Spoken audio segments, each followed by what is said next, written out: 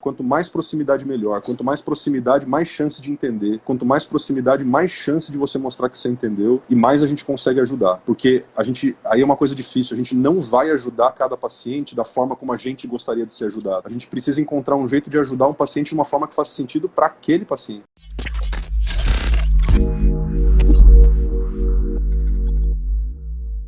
Bom dia! Bom dia! Tudo bem, Sidney? E aí, tudo bem, Marcelo? Bom dia, meu amigo. Bom dia para todo mundo aí. Como é que tá em Campinas aí? Como é que tá o tempo? Tranquilo? Tá um pouquinho mais frio do que a média, mas é gostoso. Ah, bacana. Rapaz, eu não tô habituado com frio ainda, mas... Não entendi? Não tá habituado? Não. Pra mim, frio tem que ir, passar 2 dias e voltar.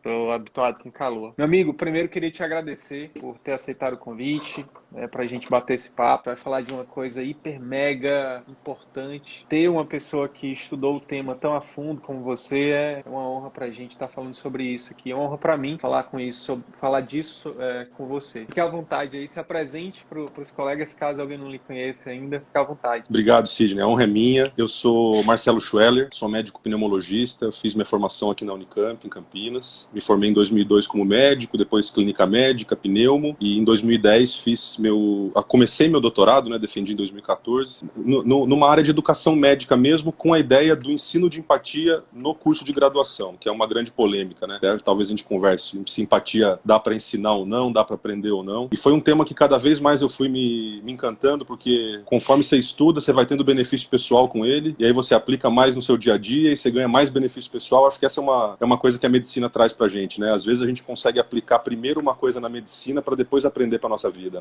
Esse foi um tema que, além de me encantar, me melhorou. Verdade. Show de bola. Show de bola. Marcelo, e antes da gente começar a falar de empatia, fala um pouquinho pra gente. Eu sei que não é o objetivo desse nosso papo aqui. Hoje você está como convidado, mas fala um pouquinho do médico Marcelo. Como que você conheceu o CVM? Bom, minha carreira foi engraçada, porque eu decidi a medicina sem ter certeza da medicina, muito jovem. Depois eu decidi a clínica médica sem certeza da clínica médica. Decidi a pneumo sem certeza da pneumo. E acho que a cada paciente, a cada ano, a gente vai reforçando as decisões que a gente tomou, Eu sempre fui um médico, ama muito a medicina, e eu acho que eu dei sorte porque eu gostava de todas as especialidades. Todas não, quase todas. O caminho que eu escolhi eu gostei muito, talvez eu gostasse de outros também. Eu trabalho hoje basicamente em duas frentes, Desde 2007, quando eu terminei minha residência. Eu passei a ser professor de medicina de emergência na Unicamp, e ao mesmo tempo comecei meu consultório de clínica médica e de pneumo. Então foi simultâneo. De lá pra cá, tô nessas duas frentes. Vai chegando agora 40 anos de idade, mais pandemia,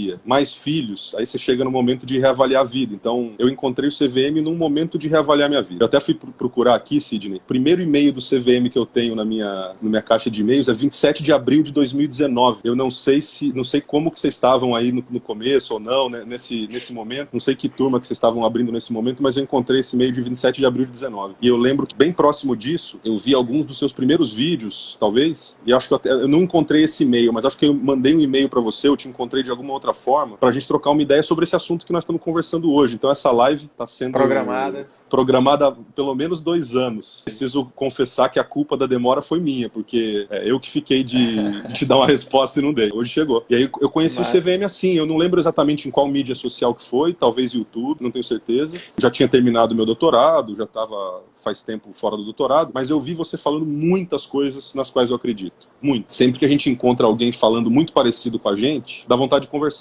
Agora que eu tô pensando, essa talvez seja a dificuldade de empatia. A gente tem que conseguir conversar bem também com quem fala totalmente diferente da gente, Então é fácil conversar com quem fala igual, mas talvez nosso tema hoje seja falar com quem fala diferente, Sim, verdade. E aí, então, já me fala, por que você escolheu empatia, Marcelo? Por que você escolheu empatia como um tema para um doutorado, Porque, não sei se todo mundo sabe, mas para um doutorado são 4 anos de estudo, então uma revisão bibliográfica gigante, que no final desse doutorado você tem que entregar algo novo para o que já existe. Pelo menos é o que É o que eu aprendi sobre o doutorado, né? Geralmente são temas que são realmente relevantes para quem estuda ele. Então, a pergunta para ti é essa, né? Por que você escolheu esse tema? Eu acho que a semente começou na faculdade, de eu ver alguns professores muito especiais atuando com muita empatia, mas não era uma coisa que eu planejava estudar. Quando eu estava na faculdade, eu não tinha ideia de que eu ia fazer pesquisa, de que eu ia fazer pesquisa com educação e assim por diante, mas já vi ali alguns professores obtendo resultados muito acima da média por serem professores especiais na questão do cuidado com o paciente, da empatia. Na residência,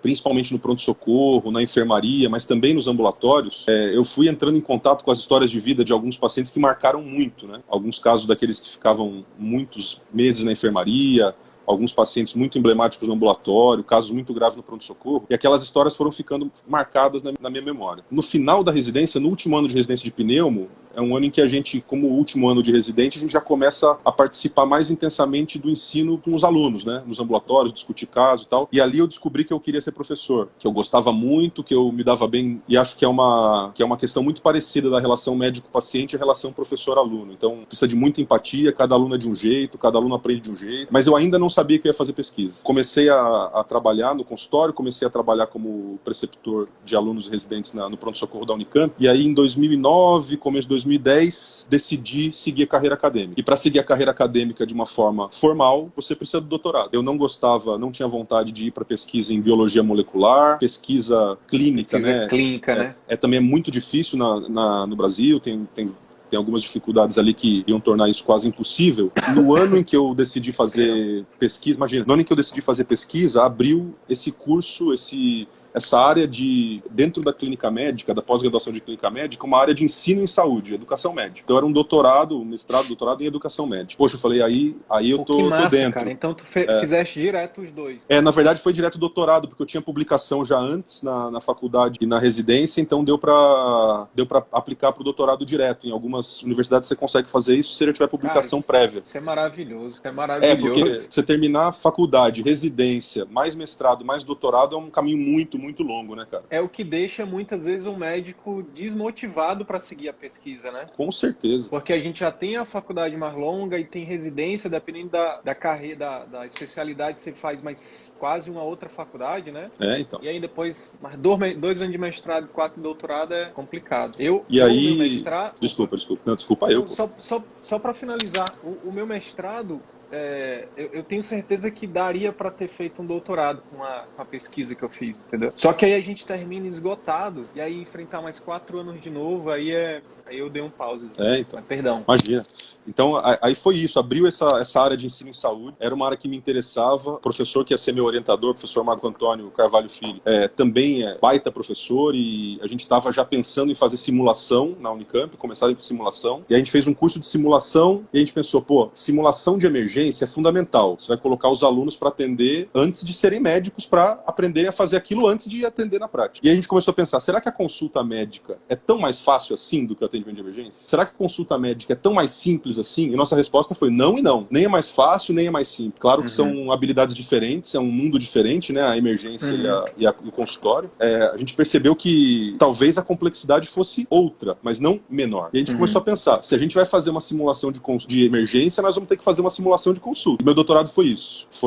A gente criou uma simulação de consulta médica. O que foi principalmente diferente foi com atores profissionais formados na Unicamp, que hoje são referência no Brasil em paciente simulado, né? Paciente padronizado. E aí, em vez de fazer consultas de 5, 10 minutos na simulação, que é o que costuma acontecer, né? Só para treinar, olha no olho, dê a mão pro paciente, fale seu nome, pergunte o nome. Isso é o mínimo, né, Sidney? É o absoluto mínimo, né? A gente falou, não, vamos fazer consulta com o tempo que o aluno quiser levar para atender esse paciente. Vamos discutir isso com profundidade. Desde 2010, 2011, então há mais de 10 anos, toda quinta-feira à tarde a gente faz uma simulação de consulta. Mais de 1.000 alunos da Unicamp já passaram por esse treinamento. E meu doutorado foi esse. Aí como é que entrou a empatia? A gente queria fazer pesquisa qualitativa, mas a gente queria também ter alguma coisa quantitativa. E apesar da empatia ser só uma das ferramentas, uma das coisas que o médico precisa ter na consulta, a gente descobriu naquela época que empatia era algo que era possível medir. Exatamente, com questionários tanto preenchidos pelo próprio aluno ou pelo próprio médico, ou como pelo paciente, ou até pelo ator que estava sendo atendido por esse aluno. E aí a gente mediu coisas qualitativas, abertas, e mediu empatia fechada, tanto no ponto de vista do aluno, como do ponto de vista do ator. E aí a gente descobriu que quando a gente fazia essa simulação no quarto ano, aumentava a empatia. Do quarto para o sexto ano, perdia empatia, que é o que a literatura médica mostra em média, né, que acontece. E no sexto ano a gente fez de novo a simulação, aumentava de novo a empatia. Então, não só a gente fez a hipótese e confirmou que empatia é possível de mudar, né? Como também a gente viu que é necessário que isso seja treinado repetidamente. Não é uma coisa que você treina e tá pronto, né? Uma vez só. Então, a gente fez no quarto ano, no sexto ano, e depois até que fizemos por um tempo com os residentes. Mas com os residentes era engraçado porque não era o ator atendido. Não, era o ator sempre atendido, mas nem sempre o residente atendia.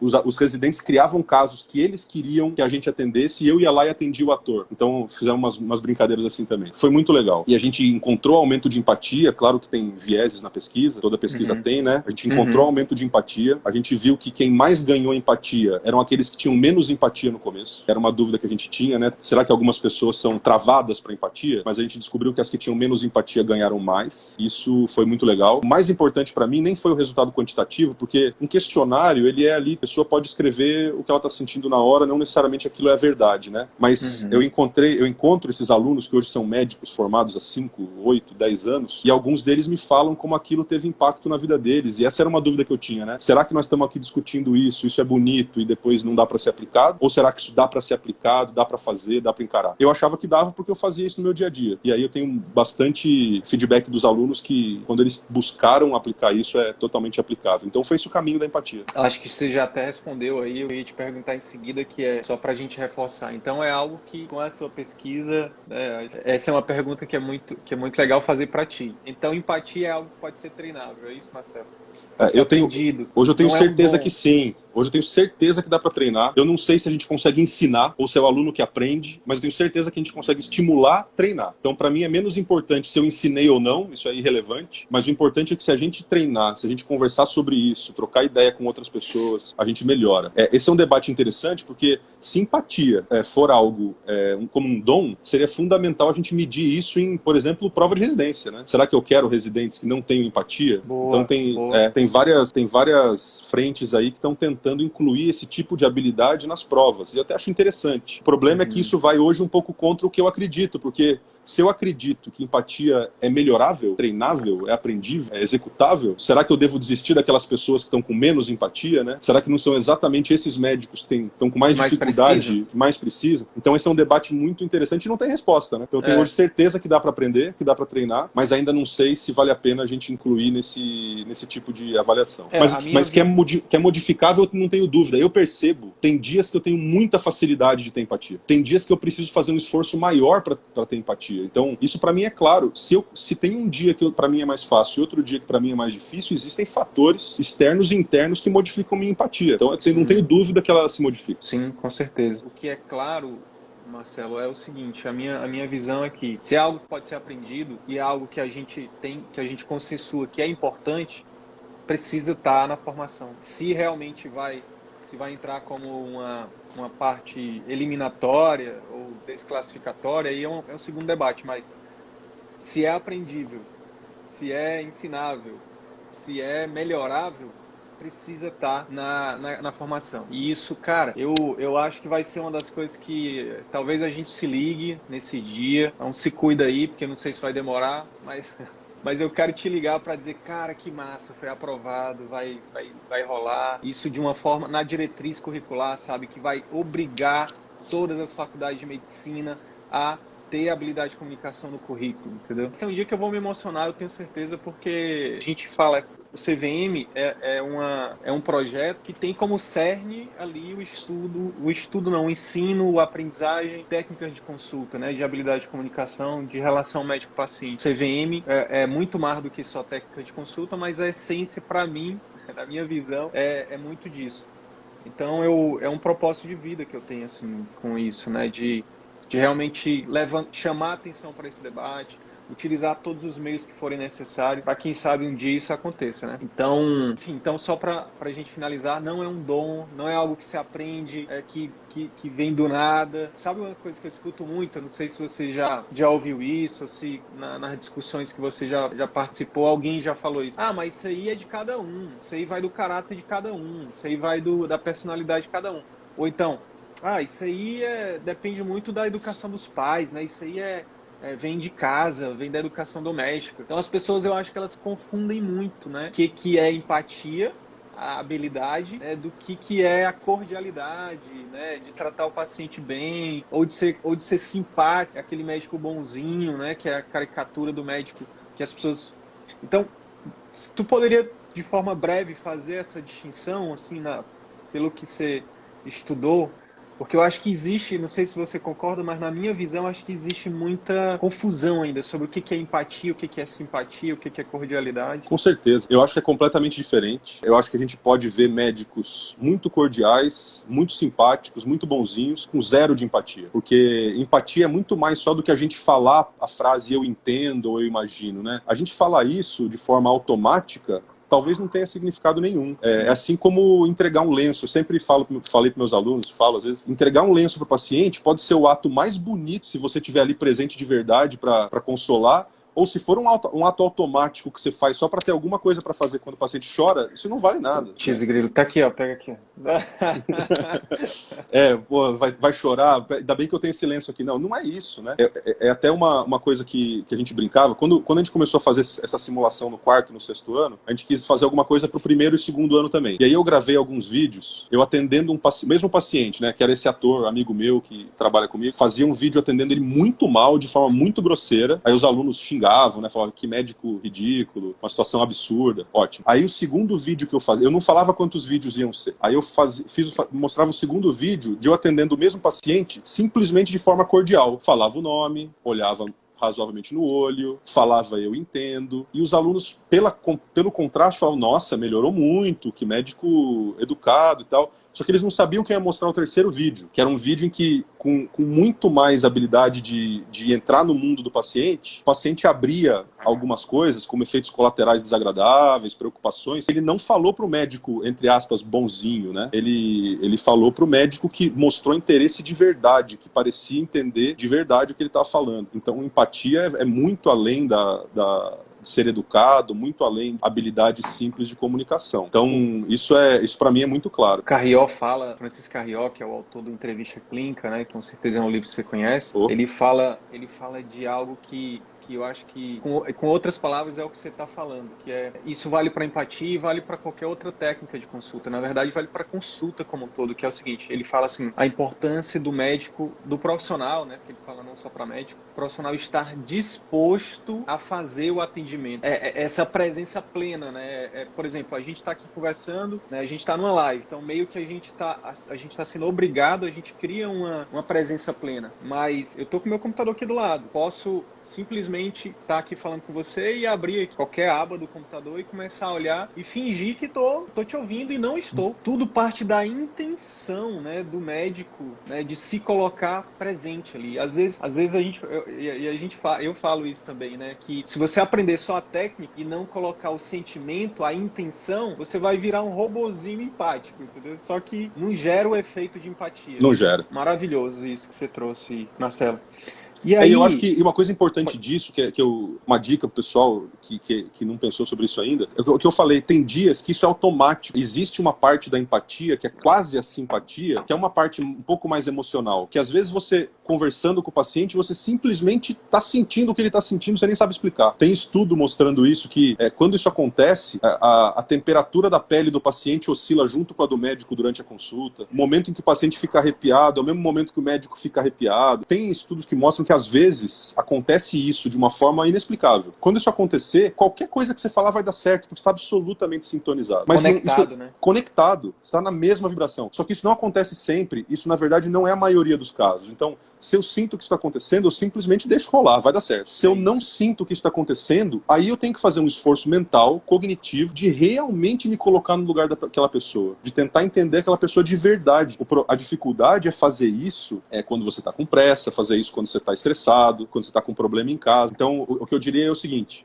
se você já atendeu o paciente e percebeu que daria para melhorar muito aquele atendimento, não fique se culpando. Melhore para o próximo. Mas se você ainda não fez o atendimento e está num dia ruim, não diga para você, olha, eu vou atender mal porque eu estou num dia ruim. Pelo contrário, num dia em que eu estou com problema em casa, com problema no trabalho, problema financeiro, etc., eu penso, só me sobrou a medicina. Só a medicina pode me salvar. E eu vou lá e tento ser um bom médico.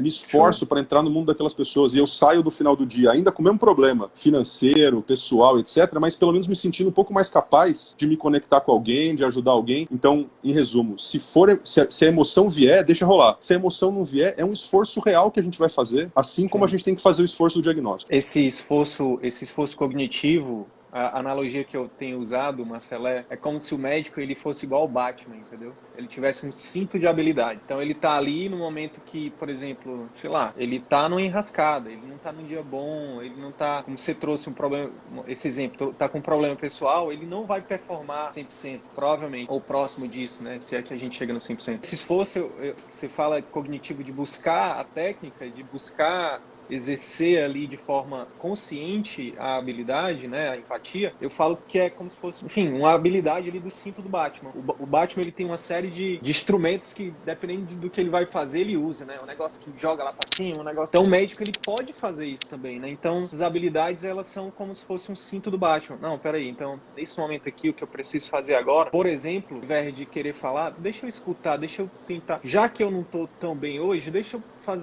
fazer o mínimo, né, para que eu consiga fazer o meu melhor. Mas é isso. E aí, Marcelo, eu queria, já que você trouxe essa questão de... Aí a dificuldade da gente fazer isso quando a gente... Dependendo do cenário. Eu que já passei por vários tipos de cenário, eu acredito que você também, pela experiência e porque eu conheço um pouco da sua história, a empatia, eu acho que ela cabe e ela é necessária em todo cenário que o médico atue. Seja na emergência, a UTI, pelo amor de Deus, a UTI é necessário demais, né? Mas seja na atenção primária, lá na unidade básica, seja no consultório, seja no ambulatório de um hospital como a Unicamp, né, um hospital terciário. Mas eu queria que, assim, se você quiser também falar sobre isso, fica à vontade, mas eu queria que você direcionasse como que isso pode ser algo que catapulta, né, a construção, por exemplo, da marca, né, da imagem, da reputação, que eu acho que é uma das coisas mais caras que a gente tem como médico, de médicos que estão querendo, né, se firmar ali no atendimento particular. Eu acho que é isso que você falou. Eu acho que é fundamental em qualquer cenário, com qualquer paciente. Independente se você vai fazer uma consulta de 30 minutos, 1 hora,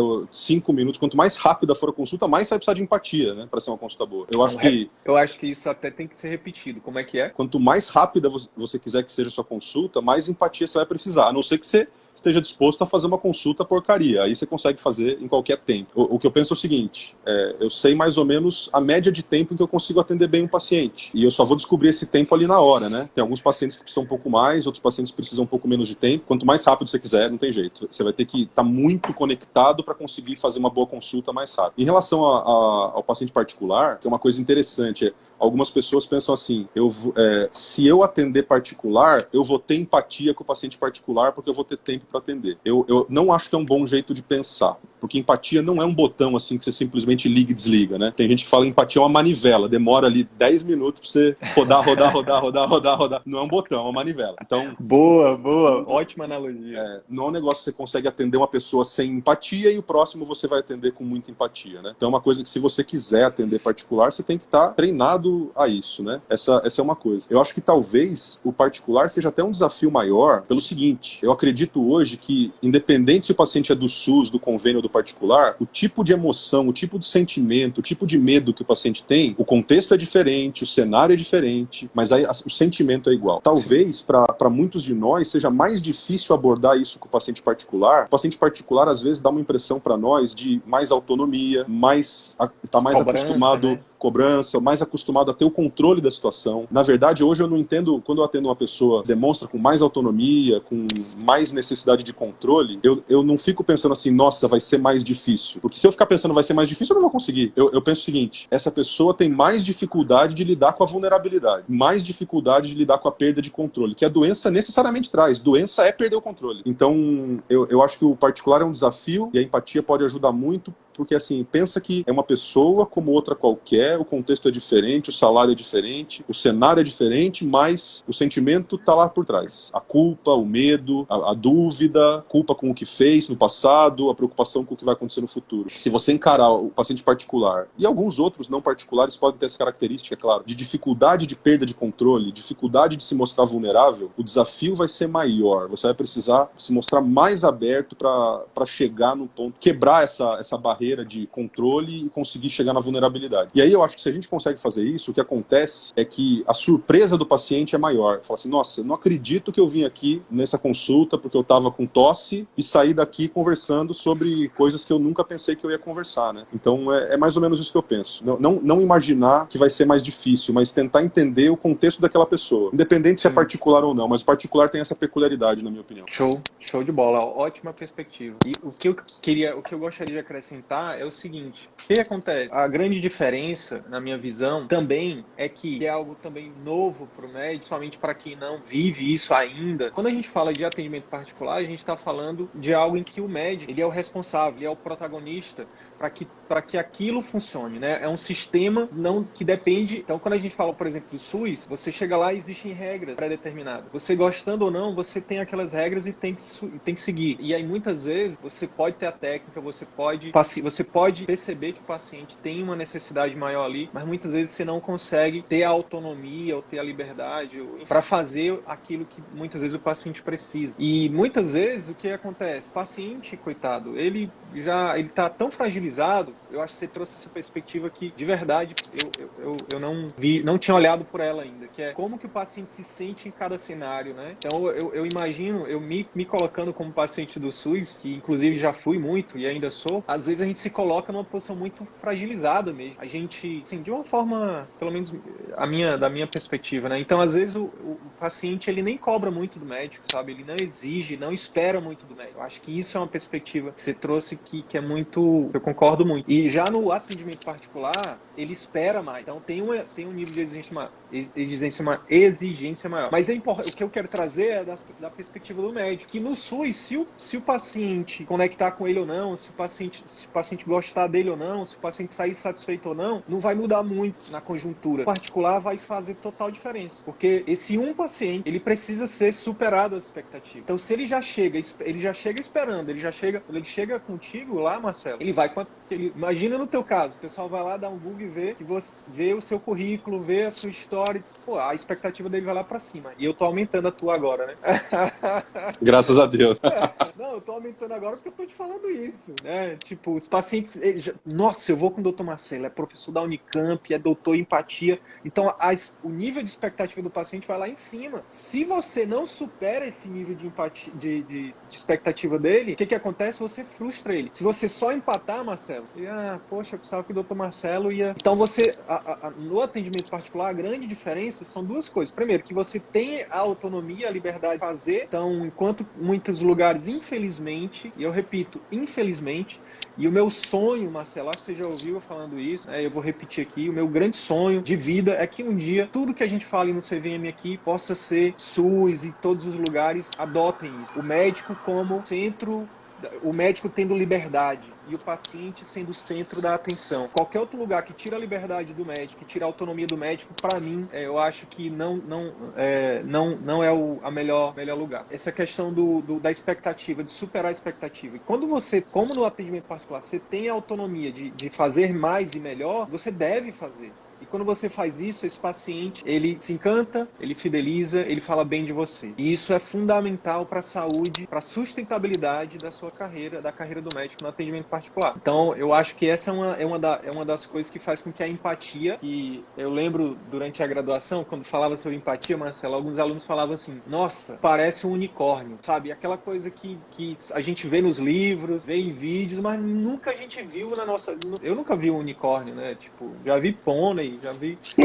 até bota um chifrinho no pônei, mas nunca vi um unicórnio, né? E empatia é um unicórnio, infelizmente, né? Respondendo a pergunta de muita gente que fala assim, pô, Sidney, como é que eu faço, né, para fazer para atrair mais pacientes, para fazer meu consultório, né, pagar as contas, para ir para o consultório se pagar? E uma das respostas, talvez uma das mais importantes, é aprenda e treine e melhore, masterize empatia. Isso é o que assim, vai te diferenciar, vai te tornar um unicórnio. Porque pouca gente aprende, treina e masteriza isso. Precisa disso em todos os lugares, todas as pessoas precisam disso. Onde é que você, um dos fundamentos que a gente fala aqui, né, Marcelo?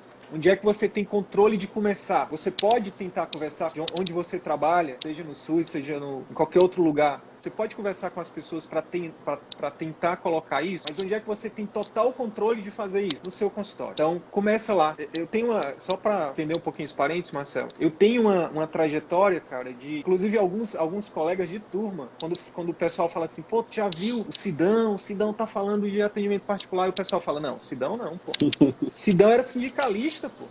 Sidão era, pô, eu fui pra rua, sabe? Fui manifestante, eu fui presidente de diretório acadêmico. Então, assim, quem me conhece desde a graduação acha estranho a minha posicionamento aqui, porque durante a formação eu me posicionei muito como o coletivo. Mas sabe o que eu aprendi nessa jornada, Marcelo? Que é difícil, meu amigo, é muito difícil mudar uma regrinha do coletivo. Para você mudar uma letra B maiúscula por uma B minúscula, meu amigo, nossa, tem que participar de 20 reuniões, tem que ir pra rua, pintar o rosto, não sei o quê. E aí vem alguém no final, depois que passa na terceira instância, a pessoa diz, ei, não, deixa o B maiúsculo mesmo. Eu ressignifiquei tudo isso e penso assim, o que eu posso fazer que está dentro do meu controle para fazer aquilo que eu acredito que tem que ser feito no coletivo. E aí é por isso que a gente tem traçado essa carreira solo, sabe? E eu acho que quando você joga uma pedrinha na água, você cria uma onda. Com e certeza. Essa onda vai se propagando, e aí daqui a pouco essa onda contra alguém que está jogando outra pedrinha, e aí a gente tem a chance de formar um movimento. E aí, quanto Marcelo, mais médico você, mesmo que sejam médicos que estão visando o particular, quanto mais médico você conseguir ajudar a pensar na medicina dessa forma, provavelmente por um bom tempo eles vão ser os médicos que estão no SUS, estão no plano de saúde e aos poucos na a medicina, emergência, né? Na emergência.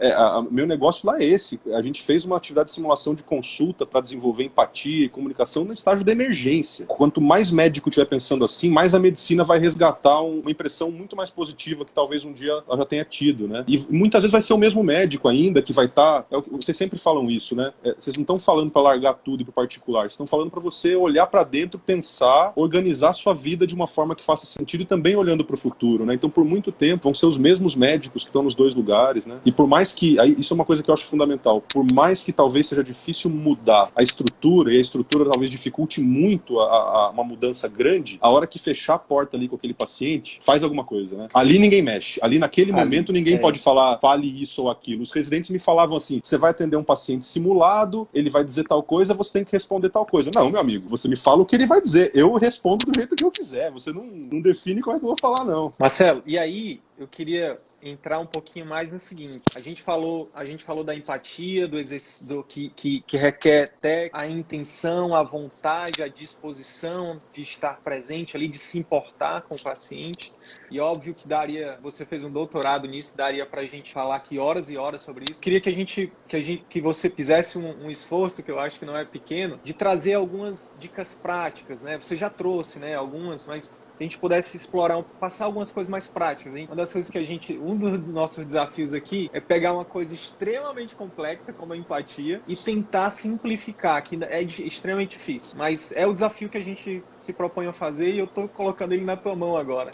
Me fala de algumas dicas práticas para você, assim, pode ser colocado hoje ainda, para quem vai atender mais tarde, quem vai atender agora de manhã ainda, que pode começar a mudar o jogo, assim, que eu acho que uma das coisas também é essa, né? É o médico testar testar e ver o Com resultado certeza. daquilo, e aquilo gera uma retroalimentação, né? Com certeza. Vamos lá. Eu acho que a primeira coisa é uma decisão. Acho que tem que começar por uma decisão de fazer isso. Antes até da intenção é uma decisão. Tem coisas que eu não consigo fazer, mas que eu decido que eu vou precisar conseguir. E a decisão é o primeiro passo. Essa decisão acho que é a primeira coisa. Depois que você decidiu, é a intenção. É realmente você ter a intenção de fazer isso. E aí tem uma definição de empatia, que é de um psicólogo que foi a pessoa que mais estudou empatia na área da saúde até hoje, tem livros sobre isso, que é o Dr. Roget. Ele fala que empatia é a nossa habilidade ou capacidade de entender o paciente associada à nossa capacidade de demonstrar esse entendimento e a intenção de ajudar. A dica prática é essa. Não ache que empatia é só entender. Entender é bom, mas é pouco. O paciente precisa perceber que você entendeu e perceber que você quer ajudar. Porque se você tem um médico que te entende, que mostra que te entendeu, que quer te ajudar, você está no melhor dos mundos dentro da sua situação de doença. Então, pensar na empatia como essas três coisas. E aí, às vezes, demonstrar que entendeu é a parte mais simples. Você fala sobre isso, né? Que, assim, o entender é difícil, mas mostrar que entendeu, às vezes, é falar para o paciente o que você entendeu com as palavras do paciente, modificando ali uma ou outra coisa que você acrescenta da sua interpretação. Então, essa eu acho que é a dica fundamental. O esforço máximo é para entender. Aí depois, mostrar esse entendimento usando palavras do paciente e meio que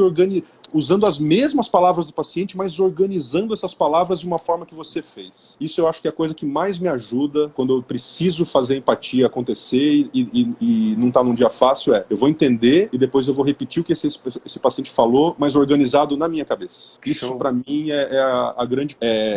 Manda ver. Vamos pensar um exemplo vamos pensar um exemplo prático. Tenho que voltar a fazer fono porque tá complicado aqui o negócio.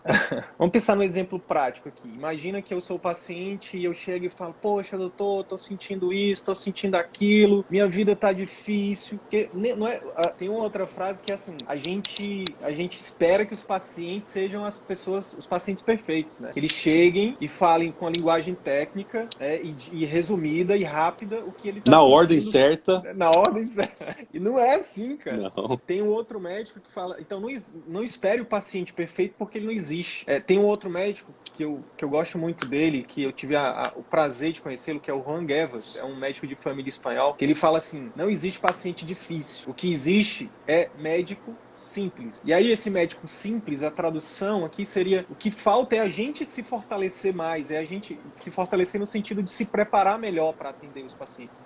Às vezes é uma coisa que que é tão óbvia que às vezes mas eu preciso dizer que é o seguinte, os pacientes procuram médicos porque estão sofrendo. É lógico. Só que isso não fica claro pra gente, Marcelo. A gente acha que os pacientes, sabe? Então eles estão sofrendo, então a gente tem que se preparar para lidar com o sofrimento. E é por isso que a gente deveria treinar. Pô, os atletas de alta performance, eles treinam todo dia para chegar lá no dia da Olimpíada e fazer a melhor performance. A gente não, a gente vai totalmente despreparado, pô, pra zona de guerra.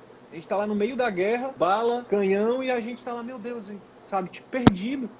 Sendo alvejado toda hora. Toda hora a gente é alvejado e a gente não sei o que acontece com a gente, que a gente não morre, graças a Deus. Mas a gente toda vez a gente sai ferido. Então por que não se preparar, né? Entrar lá, saber onde se colocar para se proteger, né? Eu acho que a próxima pergunta que eu vou te fazer é sobre isso, né? Enfim, eu até, se deixar, Marcelo, eu fico arborizando aqui. Mas a dica prática, o que você falou é o seguinte, imagina então que eu chego para ti e falo um monte de sintomas. Que aí, às vezes, o que eu falei, que eu me perdi é porque, às vezes, o paciente se perde também. Eu tô sentindo isso, tô sentindo aquilo, e minha mulher isso, e meu filho aquilo, e meu emprego, meu chefe, cara. Ele abre a vida dele para você em 5 minutos, 2, 3 minutos, e sabe o que muitas vezes, por não saber disso, que a gente faz? Tá, mas e aí?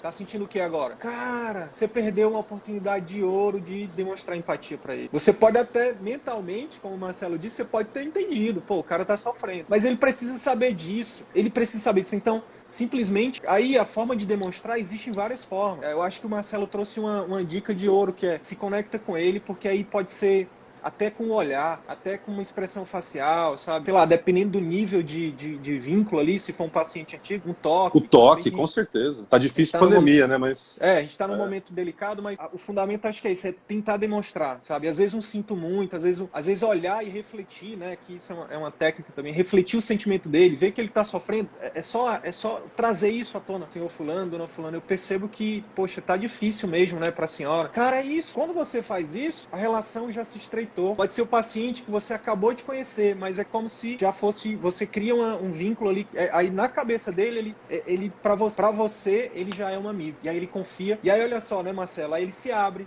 deixa eu lhe falar, na verdade é porque aí fala o que realmente está acontecendo com ele, e o seu nível de assertividade diagnóstica vai lá para... E também a confiança do paciente para seguir suas condutas, né, sem dúvida nenhuma. Isso aí também... tem estudo sobre isso, né, tem estudo que mostra, isso foi, nossa, a hora que eu aprendi isso, eu fiquei maluco. O nível de empatia do médico, avaliado pelo próprio médico e pelo paciente, tem relação com o controle do LDL colesterol, hemoglobina glicada, risco de cetoacidose em diabético. É uma coisa de louco isso aí. É uma coisa de louco. Dor, cara. Dor, tem bastante dor. estudo com dor. Então o médico quando ele demonstra, quando ele faz esse exercício de simpatia e demonstra, por si só, melhora questões clínicas, melhora a assertividade diagnóstica, melhora a adesão à terapia. Satisfação com a consulta, chance do paciente voltar na sua consulta, de te indicar, satisfação sua com sua profissão, que é fundamental, né? E nem sempre mostrar que entendeu é uma coisa complexa, que precisa... assim, às vezes é só, gente, você, como eu falei, repetir as palavras que o paciente falou de uma forma organizada por você, mas dando mais importância para aquilo que você percebeu que é mais importante para o paciente, né? A gente fazia uma brincadeira lá nessa atividade que a gente faz na Unicamp. O paciente às vezes conta uma coisa super importante dos pais e de repente você estava no meio da sua anamnese e você responde, e o cocô? A gente já viu isso acontecer, né? O paciente, não sei o que, minha mãe morreu. Mas se você estava naquela hora de perguntar sobre o hábito intestinal, às vezes vem essa pergunta, como é que pode, né? É deixar o paciente... eu acho que um desserviço que a gente faz, às vezes, para os médicos mais jovens, é ensinar eles que a consulta tem um passo a passo muito pré-definido.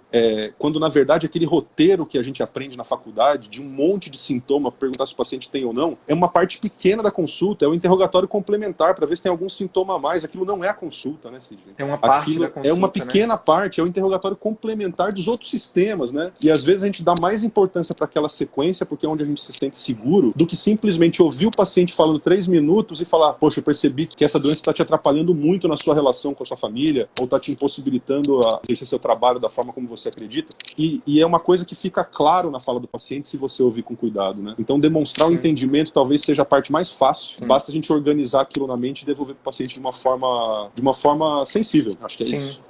Cara, concordo demais com isso e inclusive, no CVM, a gente tem buscado não dizer o que tem que ser falado, né? A gente até traz algumas técnicas em relação a isso, mas mais eu acho que os pilares da consulta, o que é importante, né? Mas eu acho que realmente não tem que ter essa receita de bolo de, agora você fala isso, agora você tem que falar aquilo, né? Nesse momento você tem que, por exemplo, empatia. Qual o momento de demonstrar empatia para o paciente? É no início, no final, no meio? Não existe. É um estado de espírito, é um estado de espírito, não é um... né? É um momento que for necessário, é um momento que, se o paciente demonstrar sofrimento, idealmente a gente deveria demonstrar empatia. E eu acho que é isso que está por trás, Marcelo, das frases que são rotineiras, né, que os pacientes falam dos médicos, que tem cada vez mais se acentuado. E eu, de novo, demonstrando empatia aqui para os médicos, não acho que seja culpa do médico, né? Eu acho que tem vários fatores que influenciam para a gente chegar onde a gente está chegando. O fato de não ser culpa do médico, o fato de você não ter tido a possibilidade, a oportunidade de aprender empatia, de não ter sido aluno do Marcelo, não ter tido essa sorte, não lhe dá o direito de dizer, é porque eu não aprendi, e se colocar como vítima pro resto da vida. Não, cara. Hoje tem livros, tem curso, tem tudo isso, às vezes, gratuito na internet. Você pode aprender, você pode treinar, começar, né? E sim, buscando masterizar isso, né? Para poder sair dessa vala comum de que, não me ensinaram, e agora eu tenho que fazer de qualquer jeito mesmo. Não, cara, isso, de novo, a gente falou sobre finanças ontem, e eu repeti isso, vou repetir agora. É muito massa essa parada da gente ter o poder de escolha, né, Marcelo? De todo dia dizer assim, cara, o que é que eu escolho pra minha vida? Pra minha profissão? Pra minha saúde? O que é que eu escolho botar pra dentro do meu corpo? Quem que eu escolho estar perto? E a gente tem esse poder de escolha. Então, assim, você tem, principalmente pra quem tá vendo essa live, seja agora, ao vivo ou depois gravado, eu repito, você tem o poder de escolher todos os dias ser um profissional melhor, ser um médico melhor para os seus pacientes e para você. Porque, Marcelo, mesmo naqueles dias que a gente está num dia péssimo, pessoal que faz parte, a gente faz isso que a gente atende as pessoas dessa forma, a gente também termina essa consulta melhor, né? A gente Com se sente bem também. Com certeza. E a gente sai muito grato ao paciente. E aí vira o ciclo virtuoso, né? A gente estava num dia ruim, a gente se conectou com o paciente, a gente percebeu o impacto que a gente pode causar nas pessoas. O paciente sai melhor, você sai melhor e você volta para casa mais capaz de resolver seus problemas pessoais. Sim. É lindo, é lindo. É um pagamento que a medicina nos dá, um retorno que a medicina nos dá, que a gente às vezes não aproveita e não considera, né? Tem alguns alunos que falaram alguma coisa no sentido de... Eu até lembro, uma delas foi a Irlena. Vai ter uma live com ela, se eu não me engano, é na quinta. Acho que é na quinta-feira à noite. Ela fala assim, ó, ela fala, Sidney, trabalho mesmo é de manhã com os meus filhos. Que ela tem o Lucas e a Luísa. E aí eu descanso hoje, o meu hobby, o meu prazer é no consultório. Que ajudar meus pacientes hoje faz bem pra mim. Cara, isso é muito massa. Porque trabalho mesmo é em casa, é organizar a casa, não sei o que, cuidar dos filhos. E eu acho que tem que ser assim, deveria ser assim, né, Marcelo? Já pensou, cara? Já pensou o mundo em que o médico pudesse ir para o consultório ou para o trabalho, onde quer que seja, e ele realmente saísse de lá sendo pago, não com grana, só com grana, mas com esse tipo de pagamento, né, cara, com essa satisfação, que é o grande slogan do nosso projeto aqui, o resgate da boa medicina. Já pensou, cara?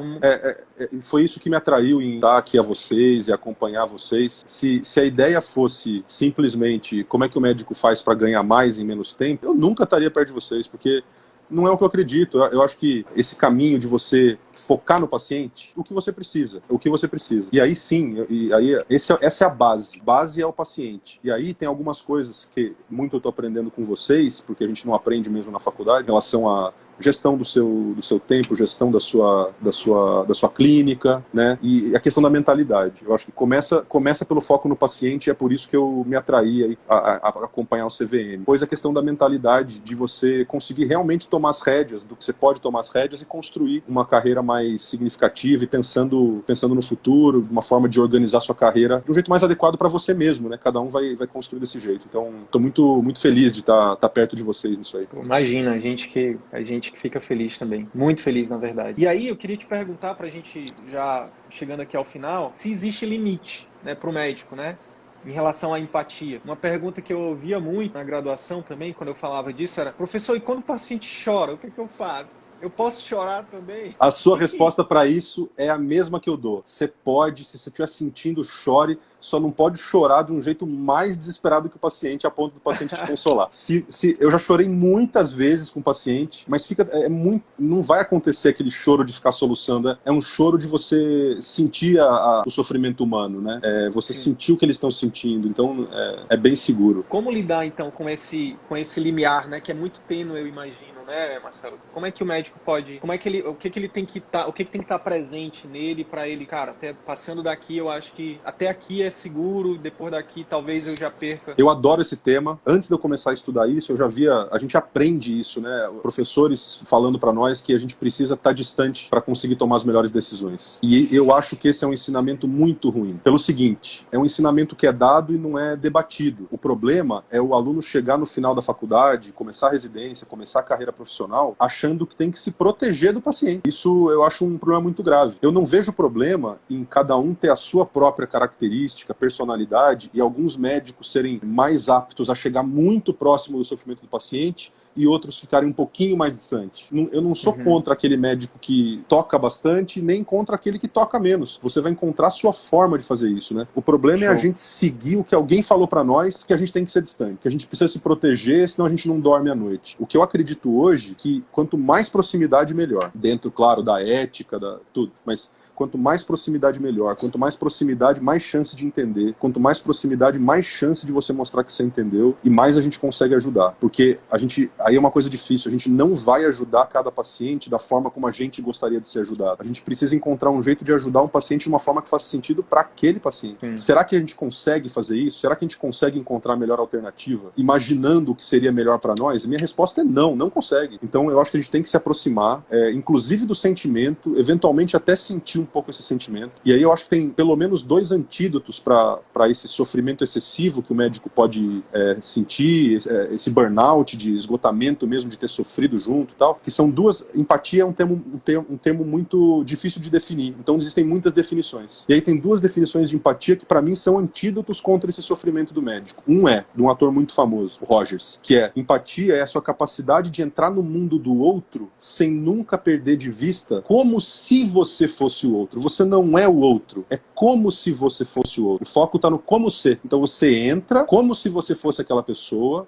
sente como se fosse aquela pessoa, mas no fim eu continuo sendo Marcelo, você continua sendo Sidney. É ter consciência disso. Você volta. Você vai lá, senta na cadeira dele, faz o esforço de sentir o que ele está sentindo, mas depois você tem que voltar para a cadeira do terapeuta. Isso. Você entra no olho do furacão, mas seu objetivo não é ficar lá rodando junto, é sentir o que está acontecendo lá para voltar e ajudar. E aí é a sequência da outra definição, que é: empatia é você se colocar no lugar do outro para adotar perspectivas alternativas. O que é isso? O paciente está sofrendo, não é adotar a sua perspectiva. É você vai lá ver o que o paciente está sentindo, mas o paciente está com dificuldade de decidir, está com dificuldade de sair do furacão. Então você vai lá sabendo que você vai entender aquele sofrimento, até sentir um tiquinho aquele sofrimento, para ajudar o paciente a adotar perspectivas alternativas. Então são 2 definições clássicas de empatia que são, para mim, antídotos. Se eu percebo que eu estou sofrendo demais, eu lembro: Marcelo, você é você. Você tem que ajudar essa pessoa a encontrar uma saída que faça sentido para ela. É por isso que você entrou lá. Show. Você não entrou lá para ficar sofrendo. E isso me ajuda de um tanto que eu não consigo nem explicar. É só testando mesmo para acreditar nisso, Cid. Cara, sabe qual foi a